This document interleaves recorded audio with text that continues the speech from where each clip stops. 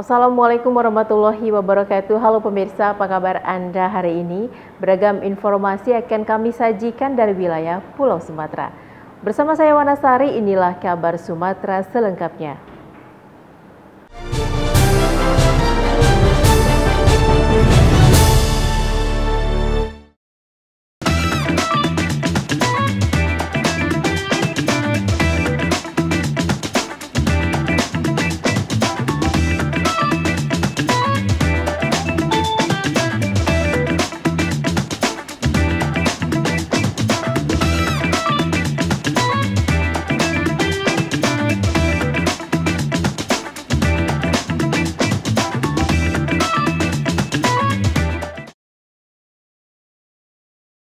Kabar pertama kami awali dari Batam. Pemirsa, Perkumpulan Keturunan Marga Sinaga atau PPTSB Kota Batam menggelar perayaan Hari Jadi yang ke-15.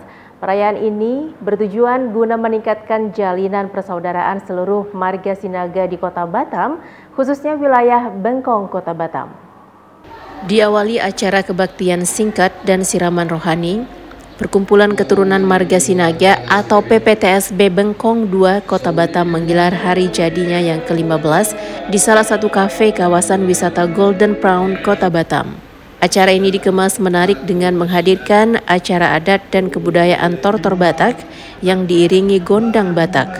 Tortor ini memiliki prinsip semangat kebersamaan, rasa persaudaraan dan solidaritas untuk kepentingan bersama dan kebahagiaan bagi keturunan marga Sinaga Bengkong 2. Sebagai bentuk rasa persaudaraan dan kepedulian, panitia memberikan tali asih kepada keluarga Sinaga yang membutuhkan, serta memberikan penghargaan kepada anak-anak yang berprestasi. Ketua DPW PPTSB Provinsi Kepulauan Riau, Ediaman Sinaga mengatakan, acara Hari Jadi PPTS Bengkong 2 digelar guna menjaga dan meningkatkan tali persaudaraan sesama marga Sinaga di perantauan. Tujuannya ini adalah 6 tahun PPTSB sektor Bengkong 2 adalah untuk menyatukan semua marga Sinaga yang ada di wilayah TP, khususnya Bengkong 2 ini. Kami percaya hari-hari ke depan PPTSB makin maju dengan harapan kita semua bahwa PPTSB ini ke depan kita solid, bisa mencari tujuan apa yang kita tambah kompak, apa yang kita cita-citakan pasti terkabul. Terima kasih. Melengkapi kebahagiaan acara ini, panitia memberikan berbagai undian berhadiah kepada keluarga yang beruntung. Dari Batam, Kepulauan Riau, Alboin Sinaga TV One mengabarkan. Masyarakat pendukung Ganjar atau MPG Sumatera Utara berkonsentrasi melakukan konsolidasi di 6 daerah pemilihan untuk memenangkan calon presiden 2024 dari PDIP Ganjar Pranowo. 6 daerah tersebut yakni Langkat, Medan, Deli Serdang, Serdang Bedagai, Asahan, dan Simalungun. Dikatakan Ketua Dewan Pimpinan Wilayah Masyarakat Pendukung Ganjar Sumut Budiman Nadabdab saat rakerda dan konsolidasi di Hotel JW Marriott mengatakan, 6 daerah yang menjadi konsentrasi peraih suara itu memiliki 53,2% suara, di mana 6 wilayah itu dengan jumlah DPT ada 5.000 lebih dari total DPT Sumatera Utara. Budiman mengatakan ada 3 kategori zona wilayah pemilihan suara di Sumatera Utara berpatokan pada Pilpres 2019 lalu, yaitu wilayah hitam, abu-abu, dan putih. Adapun wilayah abu-abu yakni Langkat, Medan, Deli Serdang, Serdang Bedagai, Tebing Tinggi, Batubara, Asahan, Simalungun, Labuan Batu, Labura, dan Labusel. Untuk zona putih ada 15 kabupaten kota yakni Nias, Tapanuli, Sibolga, Humbang Hasundutan, Samosir, Siantar, Karo, Pakpak Barat, Toba, Dairi dengan total suara 22%. DPD masyarakat pendukung Ganjar juga hadir di sini. Kami konsentrasi dari masyarakat pendukung Ganjar untuk membuat strategi pemenangan, bagaimana kita di Langkat, bagaimana di Medan, bagaimana di Deli Serdang, di Labuan Batu, bagaimana di Asahan, bagaimana di Simalungun. Perlu kami jelaskan kepada kita bahwa tahun 2019 Jokowi Ya, Jokowi menjadi patokan kami karena Jokowi dengan Ganjar Pranowo sama karakternya dan tipikal yang disukai oleh wilayah ini. Rakyat tahu bahwa Ganjar itu sudah bisa dikatakan identik dengan Jokowi, baik mengenai latar belakangnya, partainya, sosoknya, dan sebagainya, gitu loh.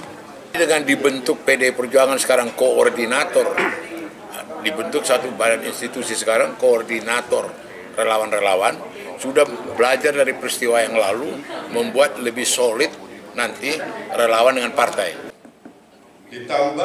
Dari Medan, Sumatera Utara, tim TV One mengabarkan. Bertempat di Arya Gayap Convention Center, Desa Babat, Kecamatan Penukal, Kabupaten Pali, Sumatera Selatan, Forum Komunikasi Kepala Desa Pali atau FK2DP melakukan musyawarah daerah yang kedua dengan tema Kita Satu untuk Pali Serasinia menuju Sumsel kembali gemilang.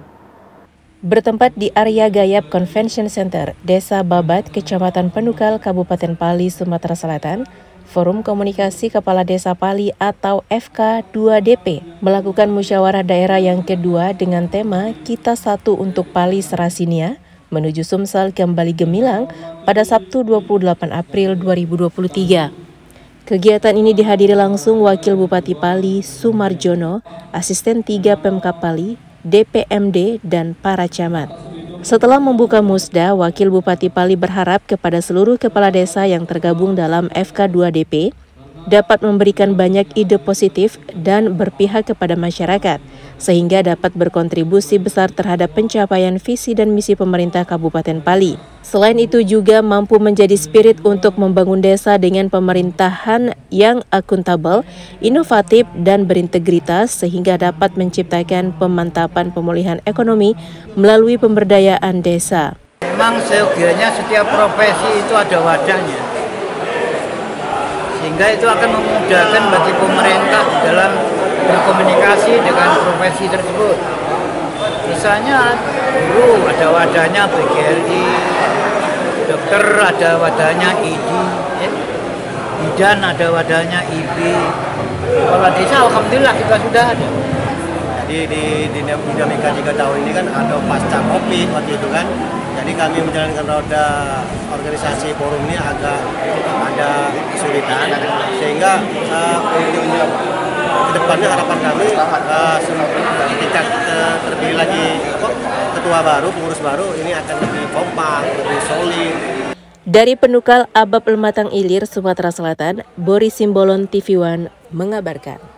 Sebagai bentuk komitmen kerja kepada PT Pertamina, PT Daking Citra Petroleum Technology Service melakukan pencarian data potensi sumber daya migas dengan melakukan kegiatan seismik di sejumlah desa di Kabupaten Pali, Sumatera Selatan. Sebagai bentuk komitmen kerja kepada PT Pertamina, PT Daking Citra Petroleum Technology Service melakukan pencarian data potensi sumber daya migas dengan melakukan kegiatan seismik di sejumlah desa di Kabupaten Pali, Sumatera Selatan.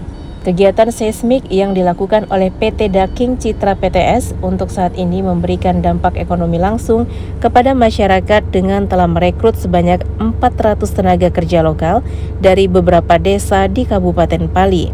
Untuk jumlah tenaga kerja 400 sampai 500 orang itu kita rekrut dari lokal dari Kabupaten Pali dengan 18 desa. Salah satunya Suryadani, warga desa Pengabuan yang semula berprofesi sebagai penjual es krim keliling dan kini menjadi pekerja lapangan di survei seismik PT Daking Citra PTS. Pekerjaan apa Pak yang kita bidang untuk sekarang? Bawa mantel itu bentang kabel. Bentang kabel? Ya, ya. Pak, untuk harapan Pak kepada perusahaan ini bagaimana Pak? Kalau menurut saya selesai di sini, untuk selanjutnya harapan saya bisa bergabung kembali. Di sejumlah lokasi kamp pekerja yang menyebut sengaja mengais rezeki di kawasan ini dan dengan banyaknya pekerja dapat menjadi berkah bagi para pedagang dadakan. Jadi ini momen ini jadi berkah ya Bu ya untuk kita Bu. Berkah. Untuk harapannya Bu kepada pihak perusahaan mungkin bagaimana Bu ke depan Bu? Ke depannya kita panjang proyek biar lama kita dagang di sini. Selain mampu dalam bekerja, para pekerja juga harus memahami kondisi-kondisi tidak aman, seperti lingkungan sekitar yang mempengaruhi segala aspek dalam pekerjaan seismik. Kita tetap harus melakukan pengawasan ya. Bagaimana kita mengantisipasinya, kita setiap pagi melakukan teamwork meeting. Kita apel pagi, kita lakukan cross-check penggunaan APD, jelas dari sepatu, helm, dan wearpack, dan sarung tangan. Antisipasi biar tidak melanggar peraturan-peraturan yang ada di proyek ini. Dari Kabupaten Pali, Sumatera Selatan, Boris Simbolon, TV One, mengabarkan.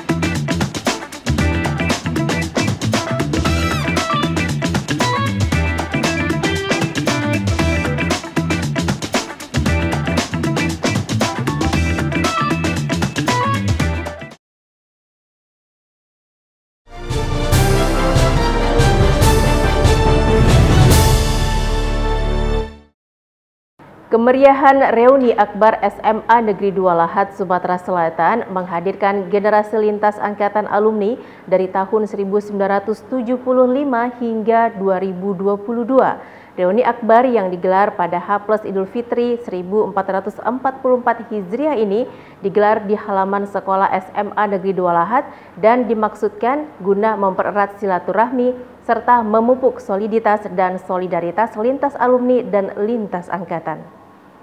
Inilah kemeriahan reuni akbar SMA Negeri 2 Lahat, Sumatera Selatan yang menghadirkan generasi lintas angkatan alumni SMA Negeri 2 Lahat dari tahun 1975 hingga alumni tahun 2022. Reuni akbar yang digelar pada H+3 Idul Fitri 1444 Hijriah ini digelar di halaman sekolah SMA Negeri 2 Lahat dan dimaksudkan guna mempererat silaturahmi serta memupuk soliditas dan solidaritas lintas alumni dan lintas angkatan.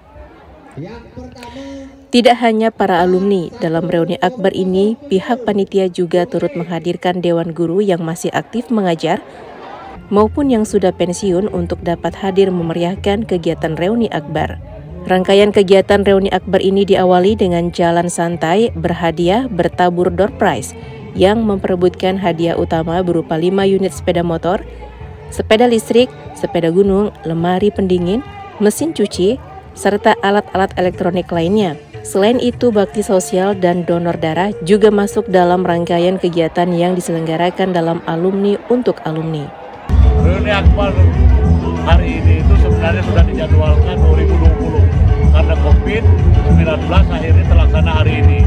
Sebagai alumni sangat bersyukur, sangat senang dengan adanya seluruh teman-teman dari angkatan 75 sampai 2022 yang hari ini kurang lebih mungkin ada 10.000 dan ini terlaksana berkat setiap angkatan ini sudah tahu dewe aku tanggung jawabnya, aku yang beli bakso, aku yang manukan nasi bungkus, aku yang ada pempek, ada yang ada katarum, ada yang organ tunggal, ini biayanya kawan-kawan. Selain Bupati Lahat, SMA Negeri 2 Lahat juga banyak melahirkan alumni yang menjadi tokoh publik. Di antaranya Ketua DPRD Lahat Fitrizal, Sekda 4 Lawang Fauzan, Kepala Dinas Perizinan Yahya Edward, Kepala Dinas Satpol PP Lahat Heri Kurniawan, serta pejabat publik lainnya. Dari Kabupaten Lahat, Sumatera Selatan, Ahmad Yudiansyah, TV One, mengabarkan. Kawasan wisata religi dan bersejarah di Pulau Penyengat, Tanjung Pinang, Kepulauan Riau selalu menjadi daya tarik wisatawan pada hari besar kalender umat Islam. Tidak terkecuali pada musim libur Lebaran hingga berakhirnya bulan Syawal, pulau yang menyimpan sejarah Islam pada masa Kerajaan Melayu Riau Lingga ini selalu ramai dikunjungi wisatawan. Bulan Syawal pada kalender Islam, tepatnya pada perayaan Lebaran Idul Fitri, Pulau Penyengat yang berjarak kurang dari 2 km dari Pelabuhan Tanjung Pinang ini selalu ramai dikunjungi wisatawan. Tidak hanya wisatawan lokal, wisatawan mancanegara seperti Malaysia dan Singapura sengaja datang ke pulau bersejarah pusat kerajaan Islam Melayu Riau Lingga ini. Di pulau ini terdapat sejumlah objek wisata religi dan situs bangunan bersejarah peninggalan Kerajaan Melayu Riau Lingga yang sebagian telah direvitalisasi. Selain mengunjungi Masjid Sultan Riau yang memiliki keunikan dibangun menggunakan putih telur pada ratusan tahun lalu, para wisatawan datang ke pulau ini untuk melakukan ziarah ke makam-makam raja, serta para petinggi kerajaan maupun para ulama kerajaan. Kebanyakan Pak beraneka ragam ya Pak ya. Nah, yang lokalnya juga dari Tanjung Pinang, dari Batam, juga ada yang dari luar kota seperti dari Jakarta, juga dari barusan juga ada yang dari Malaysia dan Singapura Pak.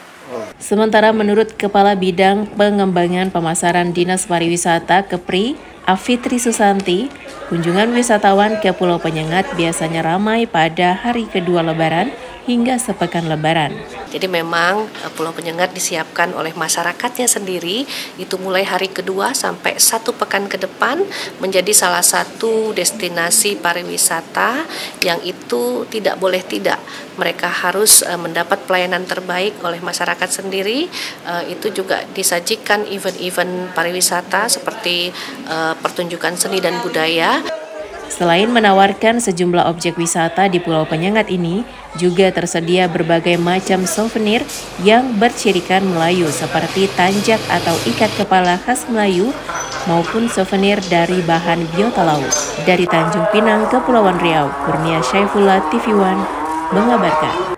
Sejumlah wilayah di Tanjung Pinang, Kepulauan Riau kini ditetapkan sebagai kawasan strategis dan daya tarik wisata di Kepulauan Riau. Salah satunya adalah kawasan Bintan Center yang menawarkan destinasi wisata lokal seperti taman bermain, pusat kuliner, serta ekonomi kreatif. Kawasan Bintan Center yang merupakan pusat kota baru di Tanjung Pinang, Kepulauan Riau ini kini menjelma menjadi kawasan strategis dan daya tarik wisata di Kepri dengan dibangunnya sejumlah objek wisata seperti taman bermain, yaitu Taman Batu 10. Setiap petang, apalagi pada akhir pekan, taman bermain ini selalu ramai dikunjungi warga maupun wisatawan lokal. Selain sebagai tempat bermain anak, di Taman Batu 10 ini juga menyuguhkan hiburan musik, serta beraneka ragam jajanan serta kuliner.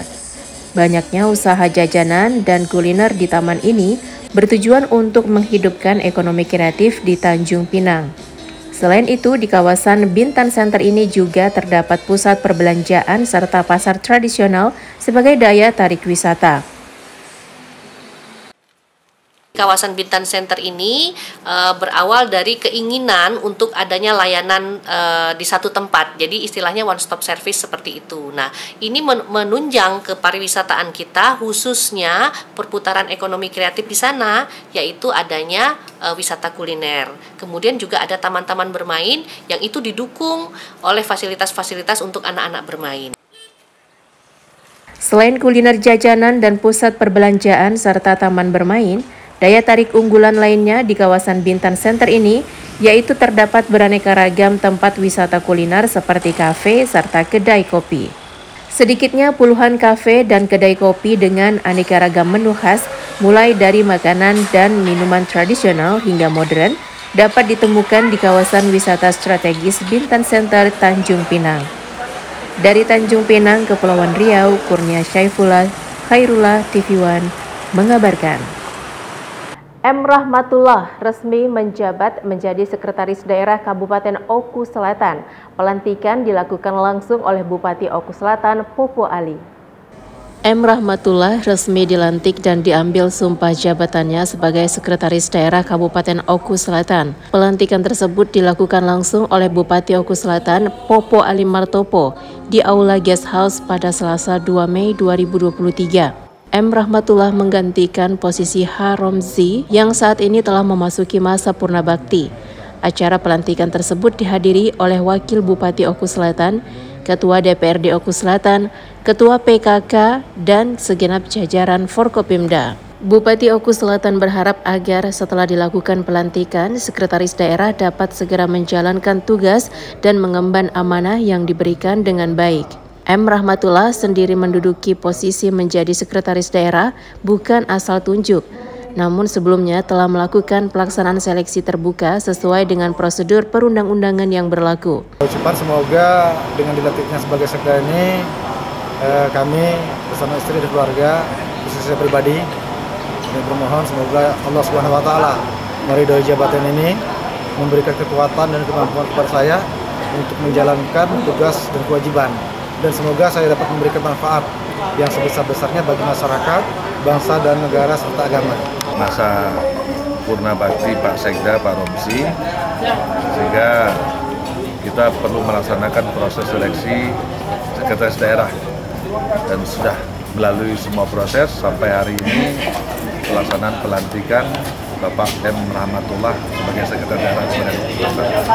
Nah, tentu dalam momen yang berbahagia ini kita berharap dengan dilantiknya sekretaris daerah baru ini bisa menjadi penggerak motor bagi seluruh organisasi sehingga semakin berpacu menghasilkan performance yang semakin baik untuk mencapai visi dan misi pemerintah daerah Kabupaten Lampung Selatan. Dari Oku Selatan, Sumatera Selatan, Andi Salani, TV One mengabarkan.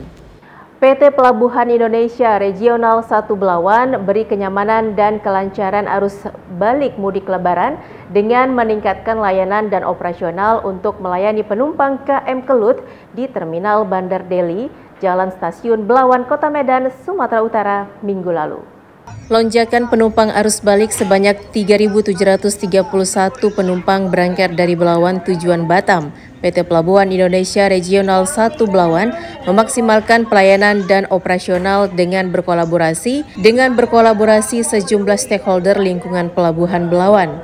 Perusahaan BUMN di bidang pelabuhan ini telah menyiapkan segala sisi kesiapan SDM, fasilitas, pelayanan kapal, pelayanan penumpang, keamanan, sarana prasarana, serta aspek lainnya.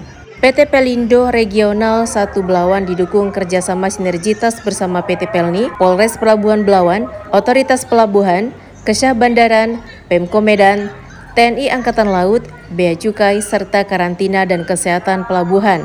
Menurut General Manager PT Pelindo 1 Belawan, Jone Diramli mengatakan, selama arus mudik dan balik Lebaran Idul Fitri 1444 Hijriah telah memberikan layanan prima kepada penumpang jasa angkutan laut KM Kelut.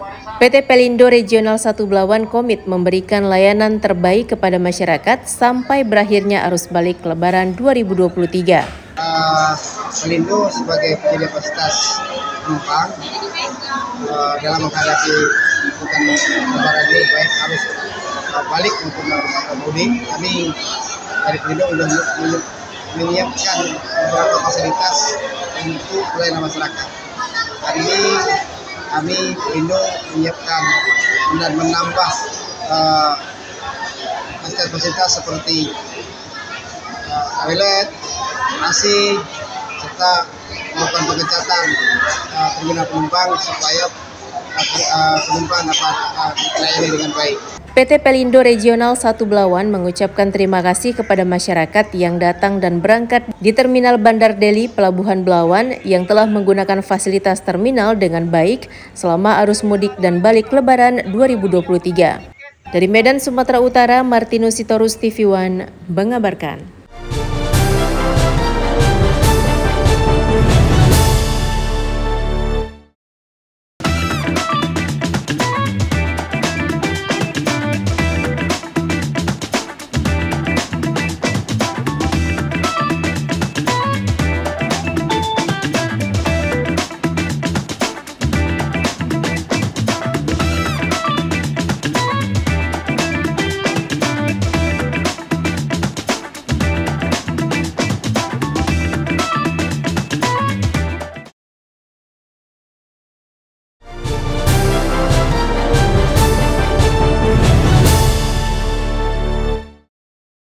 Pemerintah Musi Banyuasin, Sumatera Selatan melaksanakan upacara Hari Pendidikan Nasional atau Hardiknas tahun 2023 dengan tema Bergerak Bersama Semarakkan Merdeka Belajar. Bertempat di halaman pendopo Gria Serasan Sekate, upacara peringatan Hari Pendidikan Nasional tahun 2023 dilaksanakan oleh pemerintah Musi Banyuasin, Sumatera Selatan pada Selasa 2 Mei 2023. Upacara yang diikuti oleh ratusan peserta dari berbagai sekolah dari tingkat sekolah dasar, sekolah menengah pertama, serta sekolah menengah atas dan perguruan tinggi, bahkan diikuti oleh seluruh dinas dan instansi di lingkungan Pemda Musi Banyuasin. Peringatan Hari Pendidikan Nasional ini dihadiri oleh Dandim 0401 Musi Banyuasin, Kapolres Musi Banyuasin, Kajari, Kepala Pengadilan Negeri Sekayu, serta pejabat dinas di lingkungan Pemda Musi Banyuasin. PJ Bupati Musi Banyuasin, Apriyadi Mahmud, ditunjuk sebagai pembina upacara. Harapan kepada para guru ini, pertama, guru harus meningkatkan kualitas dan kompetensi. Kemudian memberikan pembelajaran kepada anak-anak kita yang nantinya akan meneruskan perjuangan kita-kita yang sekarang ini sedang mengelola dan memimpin daerah ini. Kemudian kedua, ajarkan etika. Sekali lagi, ajarkan etika sopan santun dan kearifan lokal kepada anak-anak kita ini. Karena sekarang ini arus globalisasi, informasi yang sangat cepat ini sedikit banyak pasti akan mempengaruhi, terutama mempengaruhi etika dan sopan santun daripada anak-anak kita. Oleh karena itu, tugas utama guru di samping memberikan pembelajaran tentang pengetahuan, juga memberikan pembelajaran tentang etika, tata krama, etika, sopan santun, adat ketimuran dan budaya lokal. Usai pelaksanaan upacara peringatan Hari Pendidikan Nasional, PJ Bupati Musi Banyuasin, Apriyadi Mahmud, secara resmi launching buku komunitas Gemar Menulis yang terdiri dari 3 buku yang berjudul Ikhlas Mengabdi, Prestasi Guru, serta Guru Berpantun, serta memberikan hadiah penghargaan kepada para siswa berprestasi. Dari Musi Banyuasin, Sumatera Selatan, Puja Kusuma TV One mengabarkan. Bank Indonesia Cabang Sibolga bersama Sihar Sitorus melaksanakan kegiatan diskusi publik dengan masyarakat Padang Lawas Utara. Kegiatan diskusi ini dilakukan sekaligus mensosialisasikan QRIS, sistem pembayaran non-tunai, untuk memperlancar dan memberi kenyamanan sistem transaksi keuangan di tengah masyarakat. Bertempat di Hotel Sapadia, Kabupaten Padang Lawas Utara, kegiatan diskusi publik dilaksanakan oleh pihak Bank Indonesia, Cabang Sibolga, dan Sihar Sitorus, anggota DPR RI Komisi 11 Dapil 2 Sumut, yang juga dikenal sebagai tokoh penggerak ekonomi masyarakat Padang Lawas Utara. Diskusi publik yang diikuti 100 orang peserta dari perangkat desa serta mewakili masyarakat Padang Lawas Utara ini sekaligus mensosialisasikan QRIS sebagai aplikasi transaksi non-tunai yang dikeluarkan Bank Indonesia pada 1 Januari tahun 2020 lalu. Sihar Sitorus, anggota DPR RI Komisi 11, berharap dengan adanya diskusi publik dan sosialisasi QRIS ini bisa memberikan keamanan dan kemudahan bagi masyarakat Padang Lawas Utara untuk bertransaksi keuangan. Dengan QRIS ini perekonomian, perputaran ekonomi bisa bertambah cepat dan perdagangan atau produk-produk valuta bisa menjangkau pasar yang lebih luas. Dan QRIS ini akan salah satu perangkat untuk membawa produk valuta itu menjangkau daerah-daerah yang lebih luas. Salah satu manfaat dari QRIS kan kalau biasanya masyarakat menggunakan uang tunai, kalau dengan QRIS kan sifatnya non tunai. Nah, resiko untuk menerima kena uang palsu itu dapat diminimalkan karena tidak lagi menggunakan uang tunai dalam keseharian. Selain kegiatan sosialisasi QRIS, kegiatan diskusi publik ini dilanjutkan dengan sosialisasi dengan pihak OJK yang diikuti 300 peserta dengan tujuan antisipasi terjeratnya masyarakat terhadap pinjaman online yang saat ini marak terjadi. Dari Kabupaten Padang Lawas Utara, Irfan TV One mengabarkan. Masyarakat yang mengatasnamakan Lentera Hijau Sriwijaya menggelar aksi demo di depan Polda Sumsel.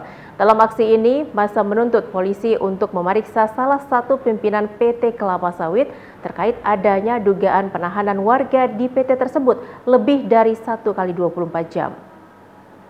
Orasi lantang terdengar saat demo massa yang mengatasnamakan Lentera Hijau Sriwijaya di depan pagar markas Polda Sumsel terkait akan adanya dugaan penahanan warga Banyuasin oleh pihak perusahaan yang lebih dari 1 kali 24 jam dengan adanya tuduhan pencurian buah sawit milik perusahaan. Menurut Febri, koordinator aksi mengatakan warga yang ditahan di pos Kodal yang diduga telah mencuri buah sawit milik perusahaan bahkan tanpa dikasih minum dan makan lebih dari 1 kali 24 jam. Demo kali ini berfokus dengan tuntutan periksa dan tangkap pelaku dugaan penyekapan petani Banyuasin oleh salah satu pimpinan PT Perkebunan Kelapa Sawit dan para pendemo juga mempertanyakan status terlapor Julisman. Periksa dan tangkap pelaku dugaan penyekapan yang dilakukan oleh saudara Julisman ID, salah satu pimpinan PT Andira Agro Tbk yang mempunyai jabatan asisten direksi. Jadi fokus kami pada hari ini adalah adanya dugaan penyekapan terhadap petani Banyuasin oleh PT Andira Agro Tbk yang dimana seorang pimpinan PT Andira Tbk ini melakukan instruksi kepada koordinator keamanan untuk menangkap petani yang dugaannya adalah melakukan pencurian buah sawit. Mereka ini bukan mencuri, tapi mengambil di lahan sendiri, karena mereka punya sertifikat di atas lahan itu. Nah, yang kedua yang kami sesalkan adalah mereka ditahan kurang lebih 28 jam di pos Kodal punya PT Andira Agro Tbk. Namun setelah 28 jam kurang lebih tanpa diberikan makan, tanpa diberikan minum, ya, petani ini langsung diserahkan ke Polda Sumsel. Kami juga mempertanyakan sebatas mana status terlapor saudara Julisman ID, asisten direksi PT Andira Agro Tbk. Namun dari Julisman sendiri saat dihubungi media mengatakan dirinya telah diperiksa polisi dan saat kejadian dirinya menerima tamu, bukan penyekapan ataupun penahanan. Dari Palembang, Sumatera Selatan, Samsul Rizal, TV One mengabarkan.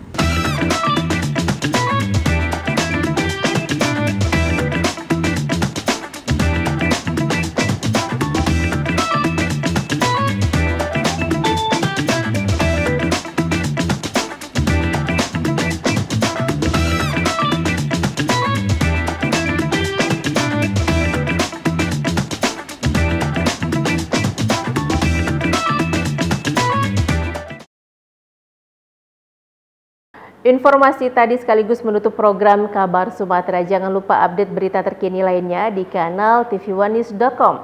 Saya Wanasari dan seluruh kerabat kerja yang bertugas mengucapkan terima kasih. Assalamualaikum warahmatullahi wabarakatuh dan sampai jumpa.